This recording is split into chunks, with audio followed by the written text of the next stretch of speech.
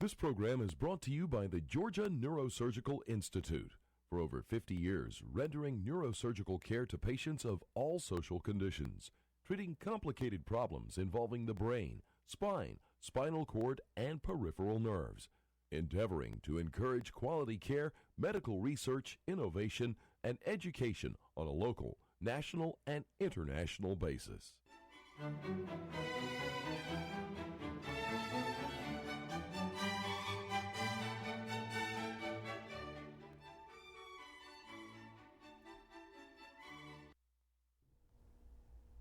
Good evening. My name is Joe Sam Robinson. It's my pleasure to have with us tonight once again Dr. Buck Melton. Greetings. Welcome, Buck. Well, earlier I've announced that I've decided not to run for president, but Have I've you heard changed people. your mind? No, I've heard that you might have an interest in that, and that you've had grounds.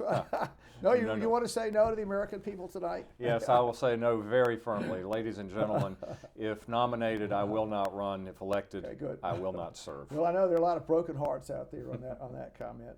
Well, tonight we've talked about many things, but one of the issues that's out there these days is the notion of free speech. So right now we are in the middle of the political season, and there are efforts underway to basically stop, I guess, candidate Trump from giving his speeches. Yes. And discouraging that from occurring. And I guess the idea is that his viewpoint is so evil and so reprehensible that it's an insult to allow these obscenities to occur, and any action to prevent that from happening would be reasonable.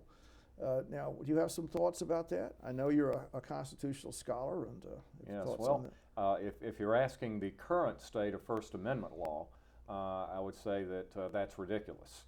That the court is pretty clear that when you're especially dealing with political speech, that you have to have not just advocacy of immediate imminent violation of the law, but also a high likelihood that violation of the law will immediately occur as a result of that speech. So just airing odious ideas doesn't even move the meter. As a matter of fact, not just current Supreme Court jurisprudence, but the whole concept of free speech has developed in the United States, is that the way to deal with odious ideas is let them be aired and then refute them. Educate people out of them. Don't repress them, because it's the repression that blows the lid off the pressure cooker in all sorts of unpleasant ways. Well, now, I think people would criticize candidate Trump. He's not really talking about any kind of political thing. He's just insulting people. Yes. So he's saying Mexicans are bad, or Islamic people are bad, and we're not going to let them into the country. And so Mexicans are rapists, or whatever he says. It's just a series of insults, and people Yes. say, well, you're not really exercising any political comment. You're just insulting me as my ethnic group are being insulted by you, and I'm going to respond to that. Is that protected speech still? Well, the court's got a doctrine for that too. It's called fighting words, which stretches all the way back to the case of Chaplinsky versus New Hampshire back in the 1940s. And the idea of fighting words is that you're not even really trying to, and of course this is a false dichotomy, but the court would say you're not even trying to communicate an idea. All you're trying essentially to do is essentially provoke the other guy into throwing a swing at you. But once again, that has to be a kind of up close and personal sort of thing. A generic slur, I'm not sure is enough. The fact is that the reason why we have a First Amendment is precisely because people are prone to say things that other people don't want to hear. And just a few years ago, in a very controversial case, the Supreme Court said that members of the Westboro Baptist Church were constitutionally protected when they chose to picket the funerals of servicemen who had died in the service of the United States in combat, holding up signs reading "God hates fags," because these servicemen, even though they may have been straight, were fighting for a government that has given more and more rights to the gay and lesbian community. Now, I can personally imagine very few things more upsetting than attending the funeral of my son a military service who has been killed in combat, and to see that. And yet the Supreme Court has said it's protected. Well, now, if you, I mean, it's going into the, let's say, the Donald Trump situation. So if a person tries to disrupt his speech, Yes. what kind of, does the state have an obligation to arrest that person or hold Yes. you have a political meeting or rally, and there are people there that are yelling, you know, they're trying to prevent the message from coming across. Yes. And what sort of penalties would be exacted against the person that attempted to disrupt that? Or is that person exercising his or her free speech just by saying, well, I don't agree with that? A heckler. Yes. Can you arrest hecklers? You get into slightly muddier places here. The question is it going to be a public forum? Is it a private rally? Is it on public property? And also, is what the heckler doing simply trying to shout down the speaker, or is he physically interfering somehow? Is he behaving in such a way, since we're dealing with presidential candidates who have security, is he behaving in a way that could reasonably construe to some sort of threat, actual physical threat to the individual? So there are a lot of different angles that come into play here. But generally, I think we have to remember, if you're dealing with it, what comes down to a shouting match, if Trump is the person who has rented the forum, and he is the boss of this particular auditorium or something for the day, then yes, I would say that he has the right to shut down somebody who's interfering with his use of those facilities by staging a shouting contest. Well, maybe a person is making clever remarks. So rent his own auditorium and do it. All right. Now, suppose it's in a public forum. Yes. So if just to get into this, if a person is in a public forum and is making an address, public forum, public property, and a heckler makes some kind of clever retort, yes, could that heckler be arrested or silenced? What happens in a public arrangement like that? I don't believe we probably need somebody like Stephen Dillard in for this, but probably just for speaking, no. It would have to be something like breach of the peace or disturbing the peace or assault. Well, now what about this? Let's suppose a political figure, let's say we could say the president, we could say the governor, the senator, whatever, was having some kind of, I guess, rally, or if you want to phrase it that way, and it's an elected public official. And then there's a heckler there that's just making these really clever remarks. Welcome. The politician might say, "Well, hello, friends. It's great." And the heckler says, "You're no friend of mine." Mm-hmm. And then it's so great to be here with you. That's what you think, says the heckler. Yes. And then every time the person says something, yes. Is there a comment? I mean, could that person be removed, or if you're in a private facility, possibly, although it would be impolitic to use force. If you're in a public place, I would say not so much. So, there are a lot of different variables that come into it. It's a pretty complicated kind of thing. Yes. Now let's see. What is it? We have the American. Let's see. The free speech people. They're the American Civil Liberties Union. Yes. Now the American Civil Liberties Union. Yes. Are they attempting to protect candidate Trump's free speech rights at this point? Well, I've actually not looked into that. I will say that when people hear of the ACLU, they usually think of them as a liberal organization. Now, of course, we've debated and discussed the meaning of the word liberal. And generally speaking, they do come down on the left side of the spectrum. But it's always good to point out that the most famous example is that when the Klan wanted to have a rally and a demonstration in, I think a suburb of Chicago, and this is some years ago, in a predominantly Jewish community, the ACLU went to the mat for the Klan. Yes. Protecting their right yes. to speak, as long as it's speech or peaceable demonstration. Right. So the ACLU came down on the side right. of the All right, Klan. so we're pushing the idea that free speech is a pretty good thing. This yes. Thomas Jefferson, every idea is out there. It's in the Constitution. Yes. And now you're in the academic world. It's common, is it not, for in some circles, in some places. If a person comes to, you could imagine, the temple of free speech, and the idea there's supposed to be an equitable interchange of ideas. That's the whole purpose of the place. And presumably there are young people and older people that are have a worldview that allows different ideas. They traffic in ideas. Yes. They're thinking about ideas. They welcome every opinion that's out there, and they're willing to discuss anything pretty yes. much. So, well, that's good. That's bad. Let's parse. Well, I don't really agree with you, but thanks for bringing that opinion. One would imagine that's what we'd like to think takes place at our universities, yes. but isn't it rather common for that to be prevented?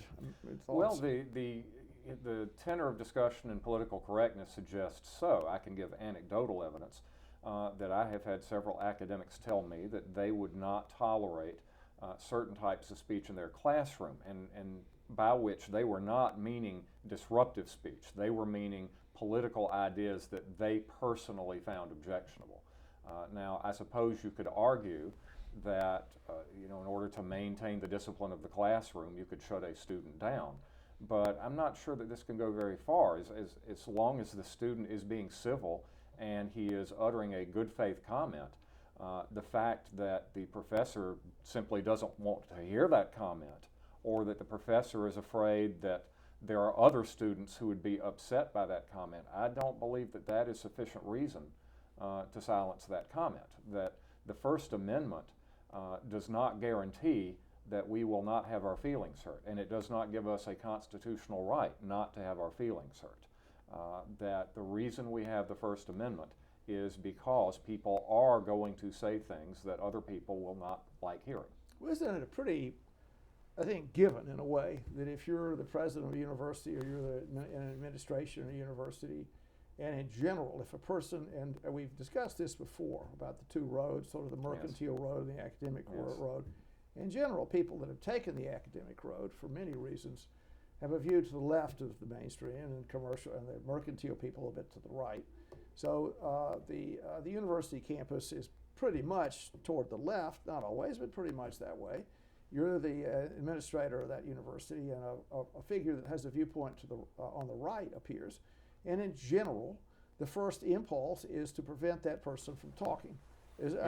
And the administration often says, well, to preserve there might be a riot. Yes. To preserve public order, we've decided that we're just not going to let you come and talk or get an honorary degree yes. or you name it, yes. whatever the story is. And it might be a really small group of people that have a particular viewpoint. I mean, maybe this speaker, I don't know, had maybe they made some kind of comment about global warming, just to say that. Yes, the person yes. didn't believe in global warming or whatever, and was going to had said that in the past, and was going to be there to even talk about another issue. But the person had been contaminated by being against the notion of global warming, and this group of censors really would prevent the university from allowing that person to be there. And the administration would kowtow to that yes. censorship. Is that that's a problem? Is it? Any comments? Yes, and that is public order. I do think that's taking the chicken's way out, because that seems to indicate a very paternalistic attitude toward the students. Well, they are so sensitive and not reflective enough that if you put any speaker before them that utters something that they find upsetting, they're going to riot. They're not going to stop. They're not going to reflect. They're not going to debate. They're just going to rise up and riot. I do know, well, know is probably too strong a word. Many speakers on the right, and I think the one who immediately comes to mind would be Ann Coulter, claim that they often get disinvited, and that they are disinvited precisely because they are on the right. So whether or not that is true, whether or not they get barred from campus or disinvited or have their events canceled at a greater rate than provocative people on the left, I don't know, but people on the right certainly claim this. Well, I mean, it's a little worrisome, isn't it? I mean, as the country, to just discuss this, as the country becomes more diverse, to use that phrase, yes. you would imagine that all this diversity was going to allow all kinds of different opinions to appear. But that's not the case. It appears that there's a relationship between people that find offense You just have more groups out there of one type or another that presumably could find offense Yes. in any kind of speech that they disagree with, and they have it's kind of like a member of the Polish parliament that could veto anything. Yes. So you essentially are getting a situation where opinions that a particular group doesn't like can be vetoed, and their ability to talk can be vetoed because the group says, I found offense in what this person is going to say, and for me not to be offended, you're going to have to prevent this person from even producing his ideas. Yes. Well, the term diversity, and we've brought up Orwell now and then in our past talks, this idea of Orwellian speech, that the word diversity is used very, very heavily today in academia and in American society in general, but it doesn't mean diversity as I understand it.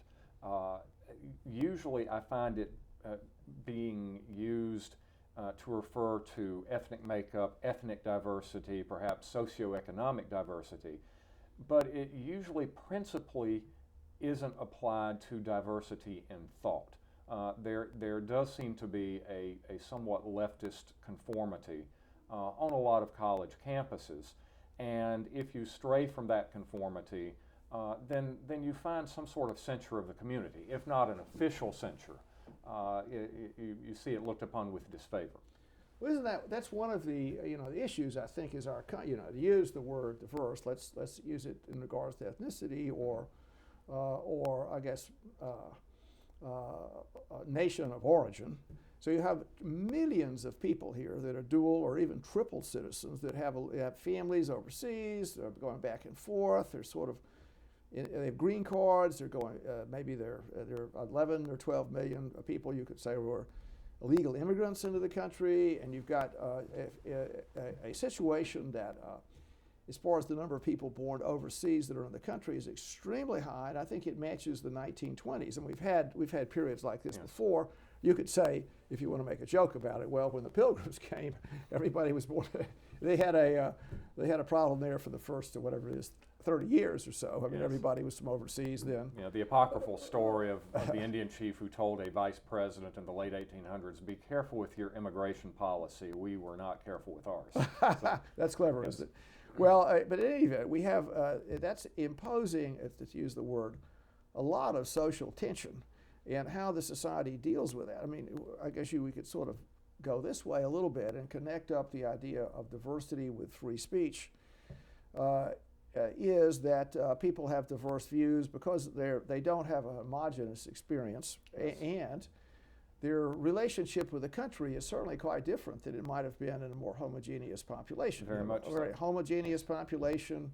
Everybody's been in the same place for a long time, and the situation becomes difficult or different when you have a lot of different people, huge numbers of people there, and it requires some special restraints, possibly. I mean, so what I'm getting into is, well, all right, maybe there's some advantage that accrues to that, and do we have to recognize that we're going to have some kind of special restraint that's going to occur here because we have all the people with such different viewpoints in the same room? I would say, what is the phrase? The cure for the evils of democracy is more democracy. I would apply this in the classroom as well. The traditional Western idea of the marketplace of ideas. As long as you do not go in the direction of pure fighting words, racial epithets, for instance, that really have, I think that no reasonable person would conclude that one person hurling a racial epithet at another has any redeeming value at any level. As long as you don't get to that, then we need a vigorous back and forth debate where all points of view are allowed to be aired. I think the alternative is some sort of repression or oppression, either socially or governmentally. I once heard, and I laughed at it because it's such a cliche, but an old Southern backwoodsman who is obviously very right-wing and ultra-patriotic and waving both the American and the Confederate flags. Okay. And he said, the Founding Fathers left us with 3 boxes. they left us the ballot box and the soap box and the ammo box. And if you take away the soap box and if you take away the ballot box, there's only one box left. Is that right? That's But you know, I'm making a bit of a play on, I guess, an Appalachian accent. Right. But it's obviously made a big impression on me. Yeah, sure. That person actually said that. Yes, Oh, and there's some truth to it when you put it that way. Yes. Well, you know, you could say we're getting into this free speech issues, a lot of complicated kind of things that go on. We had the events in Paris with the idea of, I guess, libeling, slandering the prophet with the what's the name of their magazine there? But whatever, they did that, and then the idea was, well, you can't say that. You cannot criticize in our culture. You just can't make that kind of comment, or we're going to kill you. Yes. And so these new limits have been imposed on free speech, and they're big. These I guess Western Europe came together to say, okay, we're going to allow. In our culture, you can allow, you can insult the prophet if you want to say it that way. The prophet may be insulted, or Christ as far as that goes, or I mean, anyone can be insulted. Any religious, in that secular world, any kind of religion can be insulted with impunity. And you're opening up a huge can of worms with that. You're opening up church versus state, or Christ versus Caesar, or if you will, Muhammad versus Caesar, to mix metaphors. The question of who has the greater coercive ability, because religions have at times gained the power of the state, and they've used it in defense of themselves, and you see that with Islam, and especially since I think on the gamut of major world religions, Islam is probably the most masculine. It has the least leavening of feminine elements to it. And therefore, it tends to be driven more by the masculine desire to fight, to be belligerent, and so you don't see people holding back, criticizing Christianity.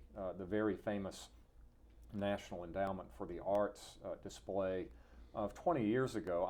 I'm not sure if this is one of the 7 words I can't say, so they'll bleep it out. But Piss Christ. Right. Which showed a crucifix immersed in urine, the artist's urine. Why do we do that, and yet we do not insult the prophet?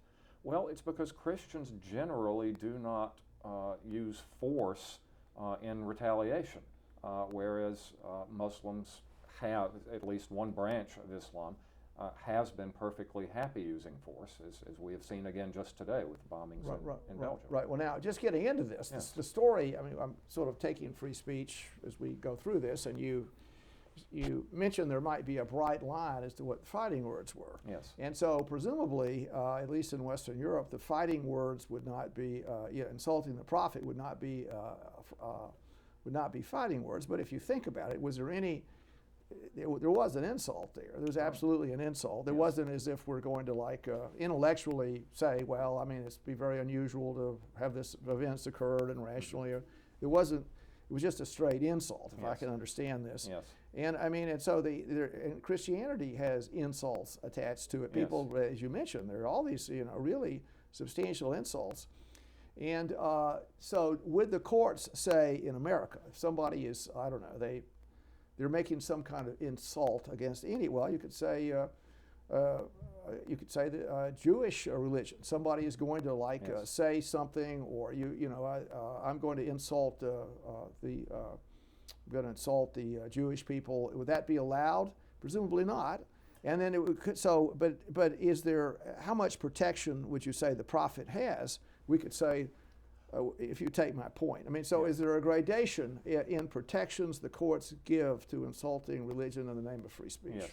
Well, once again, I think if there is a chance of an imminent outbreak of violence, so if you are Jewish, and better yet, we'll make an extreme case, you are a survivor of Auschwitz, and I'm a Klansman, I hear personally to your face hurl an epithet, there's going to be probably a much greater risk of violence than if I just make a general comment over the air or draw a cartoon. There's a little bit more cushion there, and perhaps not a lot.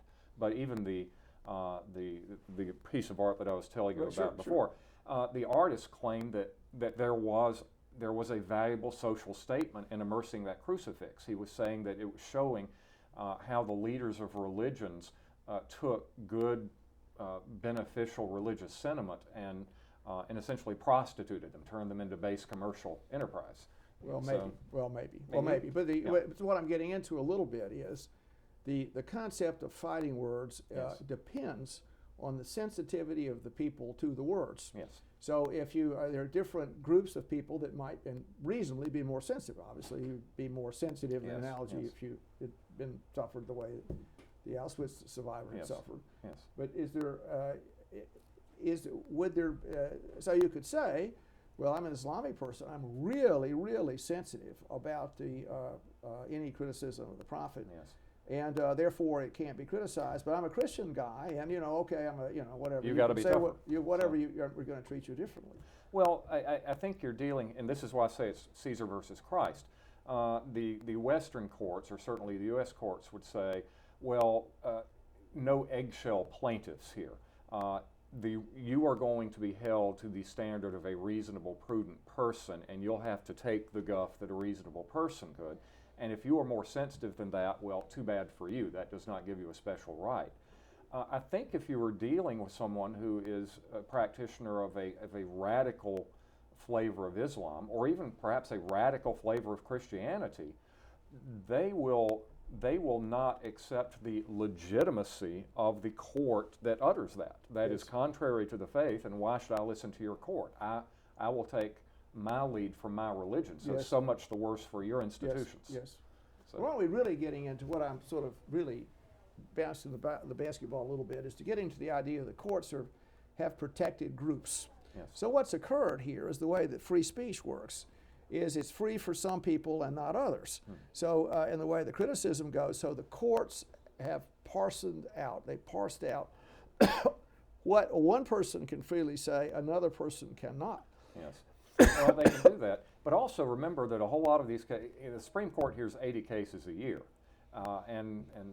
And a lot of cases don't even make it to the appellate court level. So this gives the academy and the administrators there a lot more freedom than perhaps ideally we would give them. Well, and so just getting into the idea of free speech, to me, in regards to science or mathematics or, I don't know, civil engineering, I mean, these mathematical numbers, I think that's pretty free. Yes. The idea of you're going back with, let's say, scientific ideas. Well, I Yes. think, the real number should be a 3 or a 2, or, I don't like your paper, you didn't spend enough time on your animal model. And, Yes. all that, it seems to be pretty free.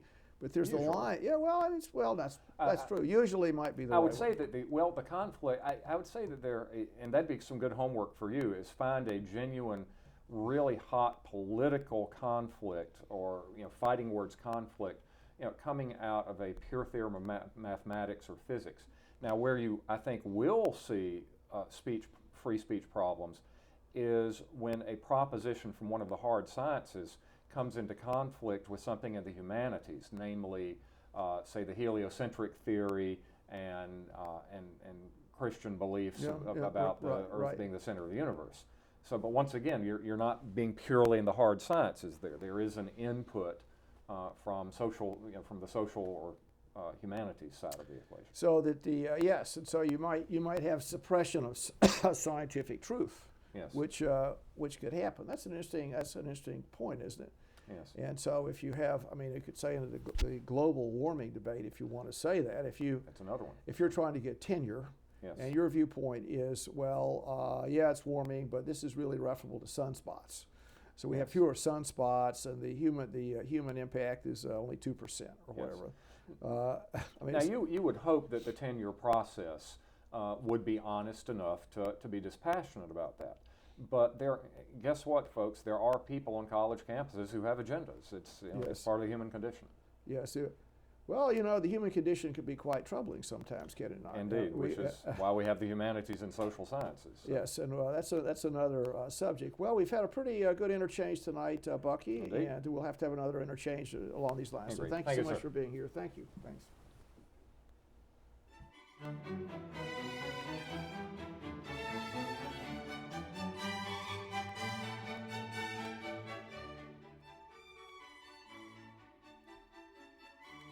This program is brought to you by the Georgia Neurosurgical Institute. For over 50 years, rendering neurosurgical care to patients of all social conditions, treating complicated problems involving the brain, spine, spinal cord, and peripheral nerves, endeavoring to encourage quality care, medical research, innovation, and education on a local, national, and international basis.